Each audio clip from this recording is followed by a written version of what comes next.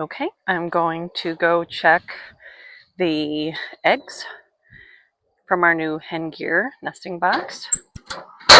We've been having problems with chickens pecking them and them stepping on them and breaking them, so we'll see what happens.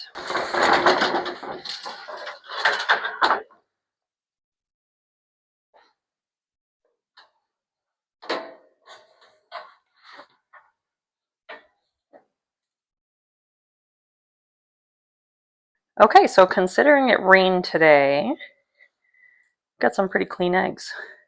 These ones were on the ground. Some of them are still laying on the ground, but I think that one was on the ground.